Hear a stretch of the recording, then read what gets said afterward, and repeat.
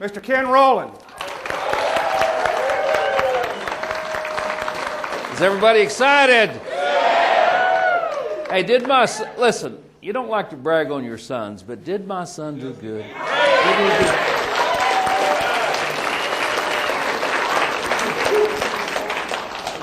If you'd have known him a few years ago, quite a few years ago, and for him to have seen all the different companies that I got in that went down, we lost our home a couple times.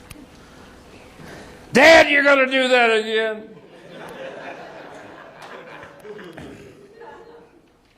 So you can understand. That's why it's important for us to you see where people are at, but you don't know where people came from. You know, and what we're going to be talking a little bit about this morning is this company. Oh, you see where it's at, right? Great, right? Yes.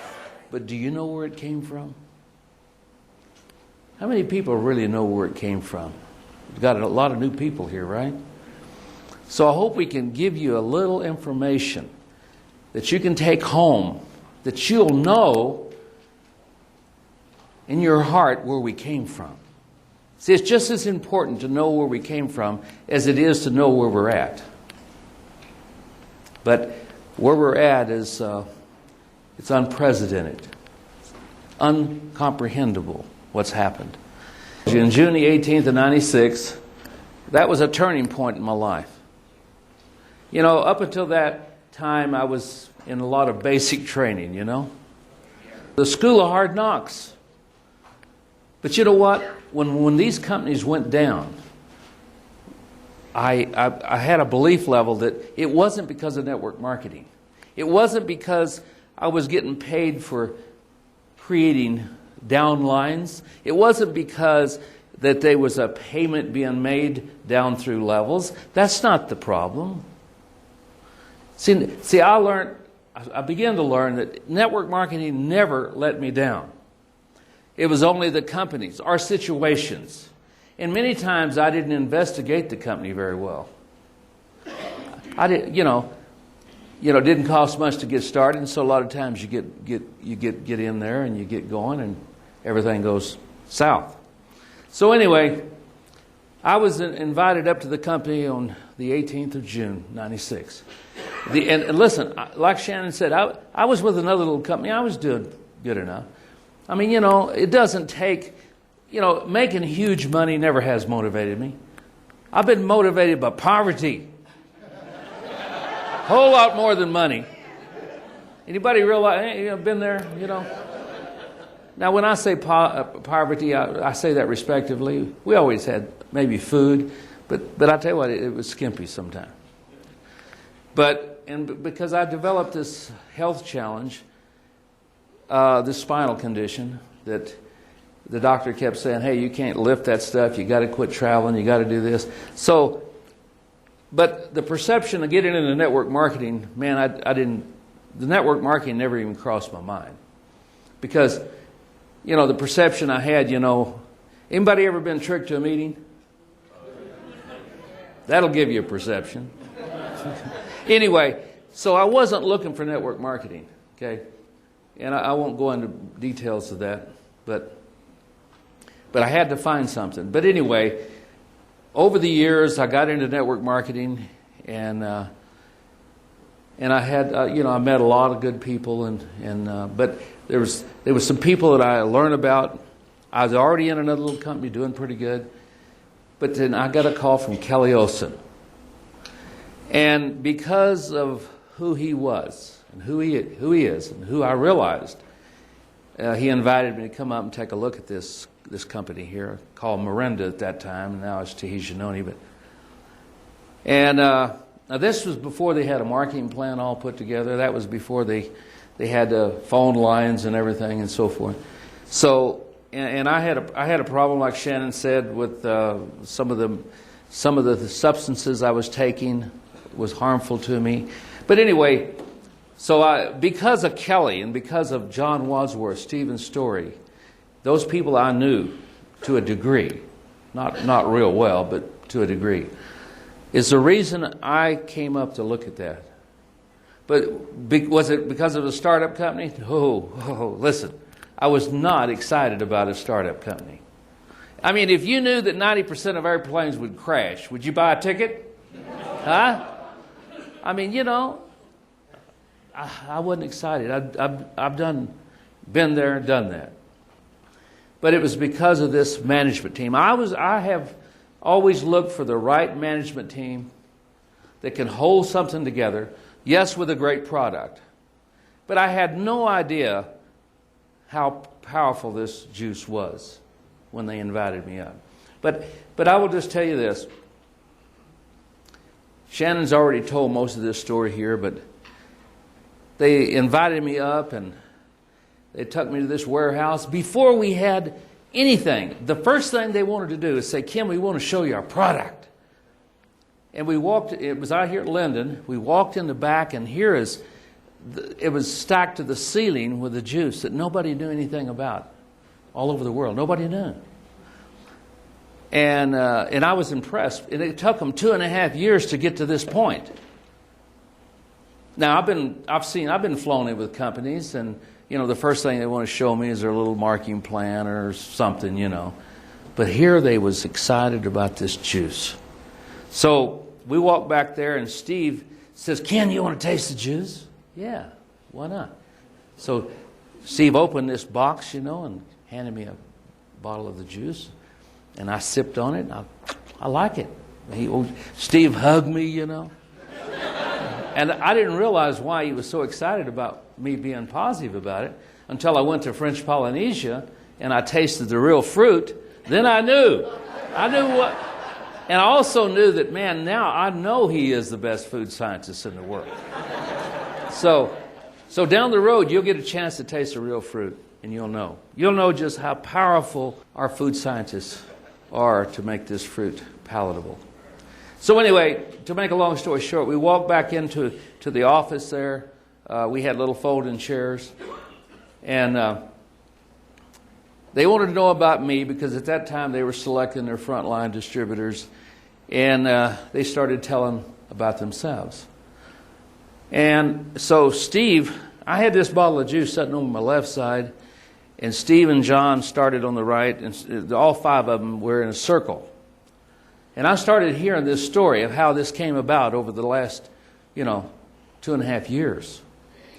And every once in a while, Steve and John, I noticed when they would talk and telling the story, they'd say, they'd start crying a little bit. Because it was really emotional what they went through. I mean, a lot of people don't know it. They had to remortgage their homes to continue this project. See, they had developed thousands of products for the health industry. I mean, anybody out there in the health industry, they know Steve and John. They were that good. But when they found this fruit and started doing research, that was it. They didn't want to stop that research, so they continued this project. So they told me about this. And then, I'd get excited. I'd reach over and get that juice just because I was excited about the story. No, I wasn't thinking, I went up there, as a marketer. Yeah, I want a good product, but I went up there as a marketer. But as I'd hear this story, I'd drink that juice. Then they would laugh. They would tell me about the no-no bug. How many people know about the no-no bug? Not too many. Well, I'll make it short, but they spent all their money to fly all the way to the Marquesas Islands because they said there was a lot of no-no over there. Well, in the translating of the French or the Marquesas language and everything, it got it all mixed up. But anyway, to make a long story short, it meant a mosquito. And they was all excited about him coming over and getting those mosquitoes, And so they told us this story and they'd laugh, Man, I never heard such a story. Well, by the way, they finally... He bought it. He bought a ticket and he couldn't leave there.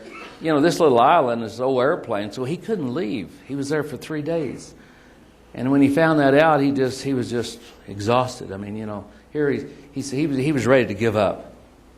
But anyway, they started touring him around on that island. He didn't have anything else to do. They said, there is noni here, though.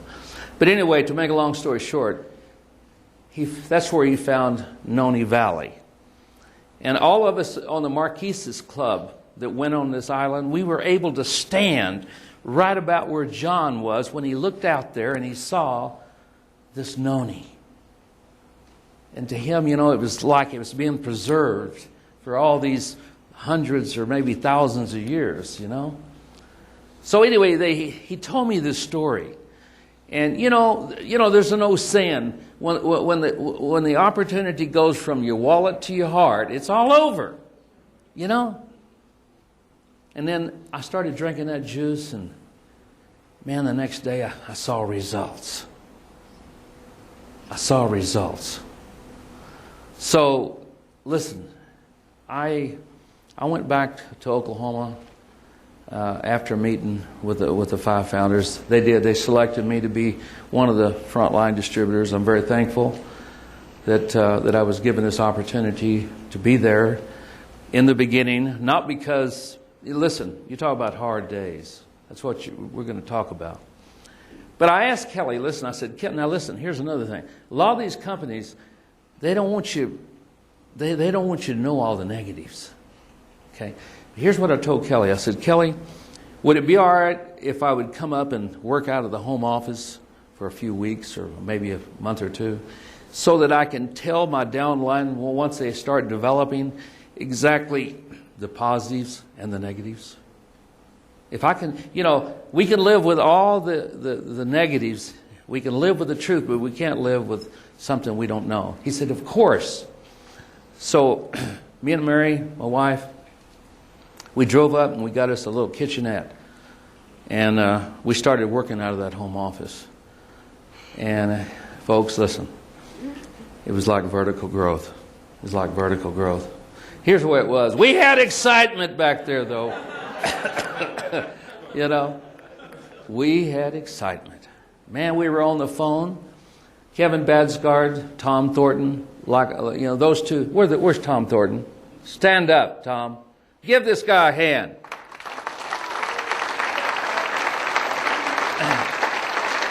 Where's Kevin Badsgard?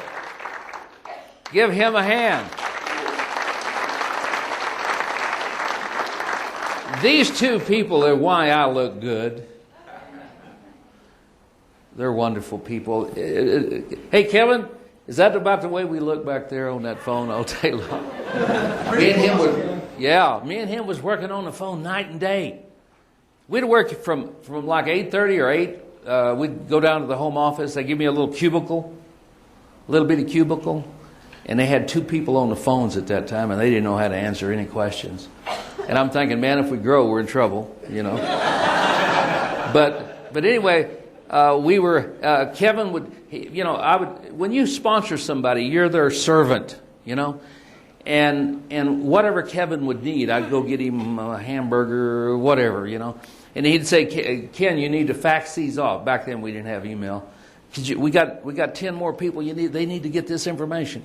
We only had a 4-page letter. I'll show you in a minute. But anyway, we wore out the company fax machines back there. Then Tom would call and say, Ken, I got some 10 more. You got to get these out. They got to know about it. And so it was that way all day long. We'd work till it closed, like 5:30 in the evening. And I bought one of these little cards at Sam's where you could work out of a hotel, a little calling card. And I'd work till 12 o'clock at night because we had this momentum, But listen, it was tough. It was tough. And we didn't realize just how much growth was ahead of us. I think we'd have been scared to death. But we were getting positive results with the juice in the beginning. But let me tell you something. We had excitement. We didn't know what we were doing. And we didn't understand a whole lot what we were talking about. But let me tell you a little story. This company wanted to open up this territory in Africa to sell shoes. And so they said, let's send our best salesman, our best. Okay, so they sent the man, this guy was the greatest salesman. And so they sent him over there, and he got off the airplane, and he walked around, he talked to people, you know. It didn't take him very long. And he called the company back. He says, hey, send me a ticket back home, you guys. You don't understand. People don't even wear shoes over here. Get me back home. Okay? This company, they still wanted to open this market. They were excited about it. They wanted to open this market somehow. So they said, who are we going to send? They said, well, let's just send somebody that's positive and exciting. He don't have to know anything about selling. Let's interview somebody. So they interviewed this guy, and man, he was just so excited about going. Here's what happened. They flew him over there, and he got off the airplane, just like the other guy, and he walked around, and he talked to people. He went back to the hotel, got on the phone, and he said, hey, send me every pair of shoes you got, because nobody got shoes.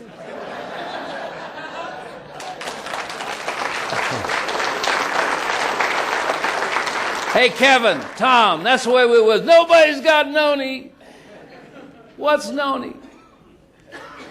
Here's what they said. Some people said, Noni, what's Noni? Over and over and over. Noni, baloney? I mean, you know.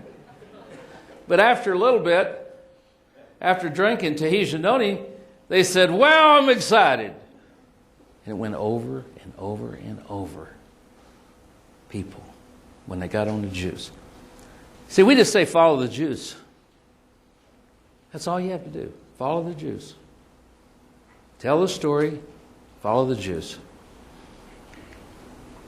But here's the way it was in the beginning with the company. We were growing so fast. Remember Kevin? Kelly, come back here. Big old tall Kelly, you know. He tapped me on the back. He said, Ken, you're going to have to get out of here. He said, we got to put an order taker. We said, sure, okay. And then me and Kevin went over to his is Tella here? Tella, stand up. Tella, this is Kevin's sister-in-law, Jenny's sister. She was kind enough to let us work out of her garage that was converted into an office. And man, that's where we were.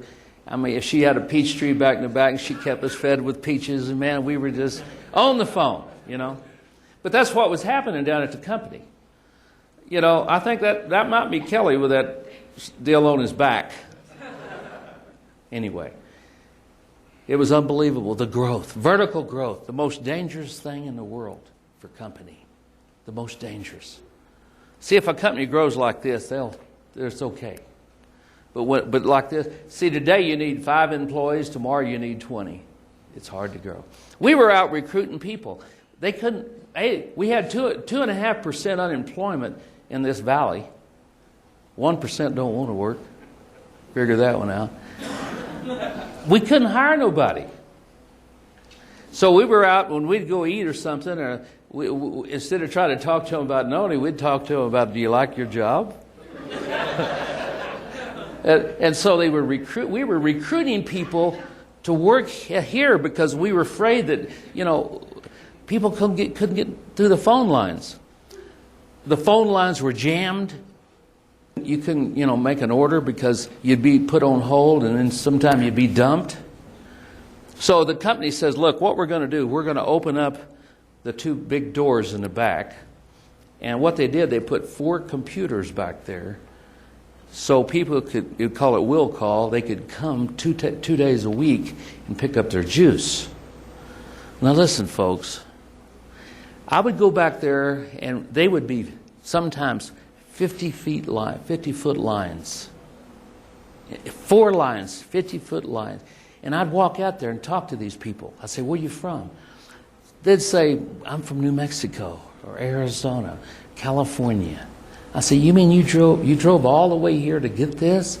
They said, you don't understand. We got to have this juice. We got to have it. We couldn't get through the phone lines. We had to have it. I'm beginning to think, wow. See? Here's the thing I want people to know. They made a mistake one time. They overpaid all of us. Because the computers, you know what? Listen, they had a computer. Oh, folks, I'll show you in a minute. But I mean, everything was growing so fast. They overpaid us. And I think they overpaid me about $3,000 that month. I can't remember. And when they told me, I said, Kelly, I'll send you a check. He said, keep it. Keep it. They told everybody to keep their check. Now, can you know anybody that would do that? You know, come on, folks. See, this is the part of the story. The company don't tell you these things because they don't boast. See?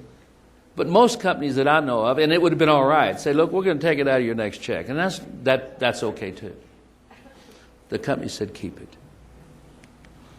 But here's what I was going to tell you all about. We had such growth.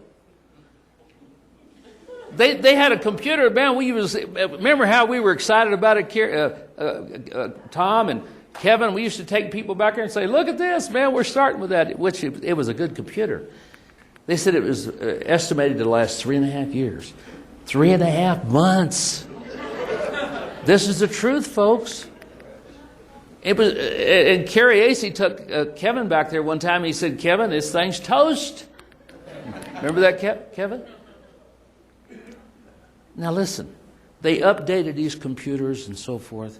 If you get a chance when you're here, go down in the basement. Maybe they'll take you down there. I hope they will. And there's computers. There used to be a sign down there in this room. It said there's more computers capacity in this room downstairs than there was in the whole world in 1987. Think of that. We have computers now that they're able to transfer or transmit checks and pay you weekly from Japan, the yen and so forth. It's unbelievable what we have today. But see, it's easy to take that for granted. But isn't it good to know where we come from? See, this company did it. Here was my first recruiting letter, 1996. Mailed it out just a few days before, well, it was dated July the 22nd. Well, I was excited. I had about 425 real key network people that I had some dealings with that I thought, well, if they get this letter, and man, that's going to be it. I mailed that 425 just a few days before we launched. And it was pretty clever. It looked like it came from the company. I had my own 800 number on there. Clever. But anyway, when I listen, I started getting people that call and they just hang up. Noni, baloney, boom. Nobody was interested. Out of 425 people, I got one person that saw a little bit and got in. And but listen, because of that one person, it went down about 4, 5, 6 levels and exploded. Exploded. Anybody ever hear of Buddy Delaney? He's down there. That's about $2 or $3 million leg.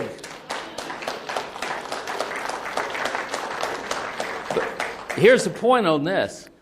I always say if I'd have mailed out 424, I might not have got him. See what I'm saying? So you work with the numbers. You learn to work with the numbers. This was part of the letter. It's a prospecting letter. I won't go into details, but it was pretty good. The Dream Team. Anybody ever know anybody else called the Dream Team? It was really a good letter. Talking about, See, we didn't even have an audio tape. And listen, the first audio tape, see, when I sat in that room and I talked to Steve and John and the 5 founders, when I got through, I was like, oh, I never heard such a story. I said, we got to have this on tape. And this was before, we hadn't even launched or anything. We got to have it on tape. And they said, we can do that. A few weeks, what was it, November, I think? They came out, we launched in July, maybe it was October. We lined up for this tape called Pure Destiny, the old original. I don't know if you've ever heard it. But that's all we had to work with, which was powerful. It was powerful. They told their story. But that's all we had. But before that, it was just this letter. That's all we had to work with. And they wore me out, Tom and Kevin. Fax it out. Keep faxing it. Keep faxing it. So that's what we worked with right there. Look what you got now, right? I designed this, and I brought Kelly over, and I said, Kelly, is it okay for me to say this? The world is about to discover Noni, Tahitian Noni. He said, yeah, that's okay. That was the first thing that, when we launched this, that's the way I felt about it. You know, nobody in the world knew anything about it. Now listen, here's the deal. We were growing so fast that they called us and they said, Kim, we're going to have to shut the company down for 2 weeks. And we got applications a foot in the floor deep, you know. Oh, boy, I've heard that stuff before. And I'm thinking, uh-oh. If you had any real good sense, you'd know that was going to be it, we thought. You know what? Me and Tom and Kevin, we were so excited about what was happening with people. The networkers, they wasn't interested. I told Kelly that someday the networkers will be here, but not then. But we were building with mom and pops who got results, and it just overwhelmed the company. But anyway, here's the deal. There's no bad ship captains in calm water. They're good, all good, right? They have to get in some rough water before you know if they're good. Do y'all say that we got the best ship captains in the world? What this company has been able to do and manage, it's incomprehensible. I don't know how they do it. I mean, it's beyond my capability of understanding how they manage such a growth in all the countries today. And such people like Brett Barrett and all of the teams that we have up here are the people that help us, Khmer leaders and so forth. We didn't have that in the beginning, you know. So we have a track record that we can look back and say, here's what we done, here's what we did. Not, here's what we're going to do. You've heard that before. Here's what we're going to do. Yeah. See, this company's done it. The fourth fastest growing company in history. There they are. There's the people. You notice that bottle? That was our original bottle. The only company we could get enough bottles was from, the vinegar bottles. But then you know what? Listen, here's something you folks ought to everybody know. When we first started, Steve and John had all these vendors that they had developed products for. And they got excited. They went to all these vendors to take on the Noni and say, oh, they just knew that they would just, oh, yes. They all turned it down. They all turned it down. The big companies, all of them, they could see, man, there's too much work going over there and hiring pickers and how do you process it? And, they turned it down. Now there's over 250 Nonis in the world. 250 that say Noni. But listen, we're 95% of the market share. 95% of the market share. So we have proprietary way of processing this, patents on processing. There's a whole lot to being able to have a Noni that has the full benefit, and our company has it. I mean, they can trace a bottle of juice. They can pick it back. They can trace it back to the picker that picked it, the tree. How many's seen the new VCR DVD? Yeah, from bottle to from tree to bottle. Isn't that something? Yes, ma'am.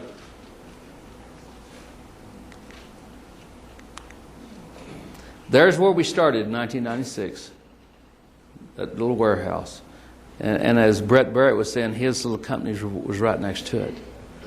But that's where we started, Kevin, right there, that little building. That was the warehouse. That was after we started because it was full when we started. I remember Kevin said when he first tasted, he said, "Man, they don't have to worry about running out." Hey, you're going to hear his story later, so I won't get into that. That's the way we felt. My son picked out this. That's about what we felt. That cat's worried, isn't he? There's where we are today. You're right here. Unbelievable. But even before we got here, we grew. These beautiful buildings down here off the road, the pink buildings, we maxed those two out before we got here.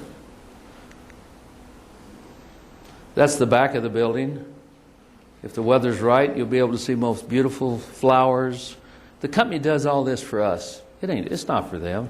They plant thousands, tens of thousands of flowers, different kind of flowers in the summer, different kind of flowers in the winter, all so that you can bring your people and have a good time, have a barbecue back there, whatever.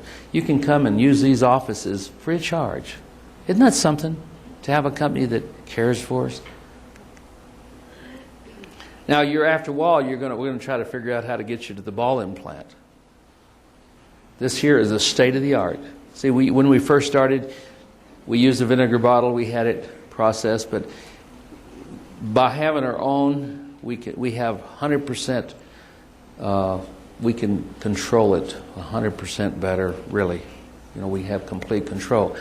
11,000 square foot R&D in there. Donated. I mean, it's contributed nothing but to studying the noni plant, the tree, the fruit, the oil, so forth. 11,000 square foot with lots of PhDs there. This is a aerial view of that huge complex.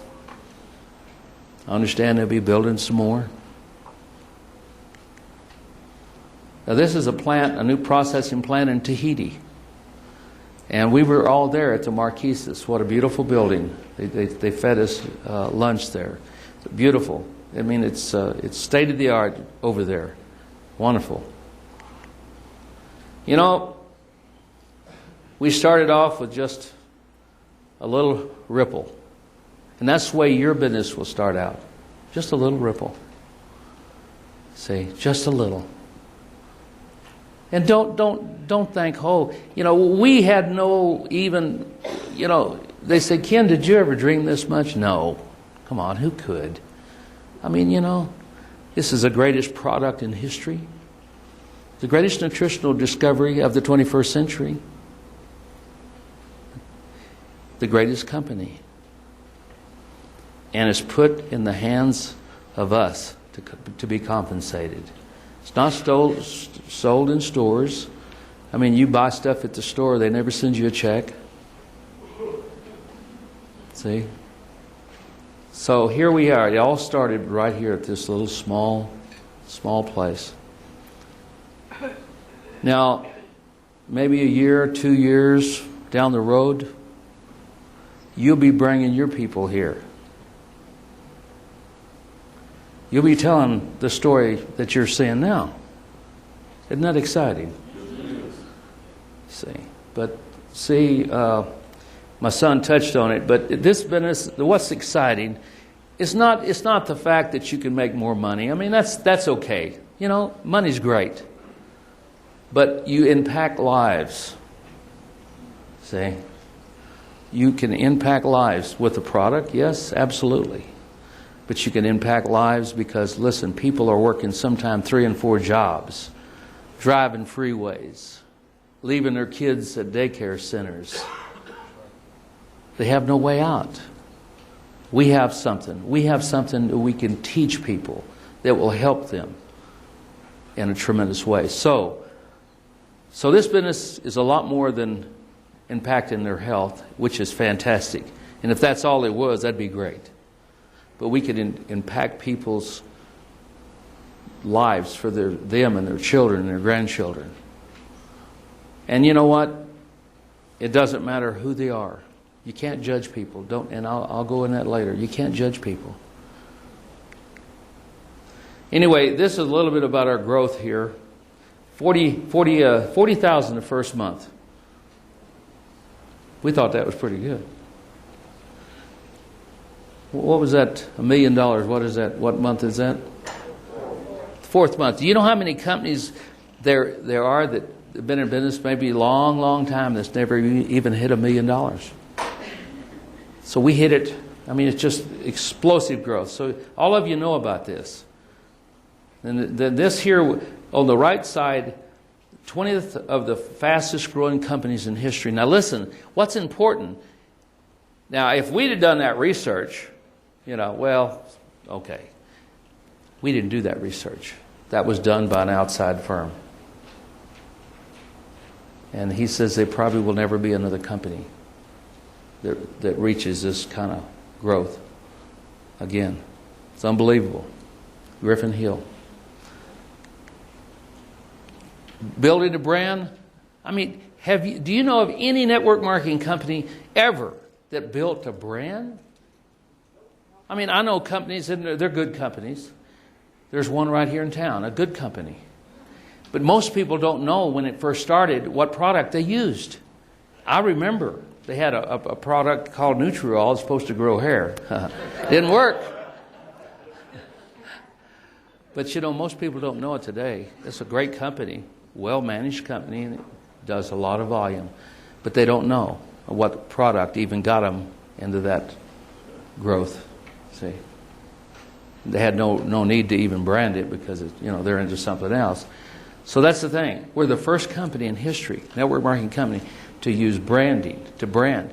And listen, the cafes, can you imagine? I live 15 minutes from where they're going to build the biggest one in the world. Am I excited? Yeah. So folks, 10 years, we're just beginning. You're here at the beginning. You're here at the beginning. The best of this company is way in the future. Back in the beginning, we were in a critical mess. Critical mess. We really were. Because of growth, we couldn't hire nobody. Now we're going into critical mass. Think of that. From critical mass to critical mass. Where you want to be there, huh? So folks, listen. I want to tell y'all something. When I started this business, I got people in my downline. They're pretty good drawers. I don't think they did a very good job. But they tried. And Tom Thornton will tell you, I'm not the best speller in the world. I smell pretty good, but I don't spell very good. But anyway, you can read what it says there. But when I made Diamond, I didn't even know. Tom calls me and says, "Ken, you made Diamond." I say, "What's that?" I'm honest with you. I knew, but I never worked for a title. I just work. I never wrote a goal. Man, goals discourage me. If you don't make it, oh man, I didn't make it. So I didn't know when I made Triple Diamond.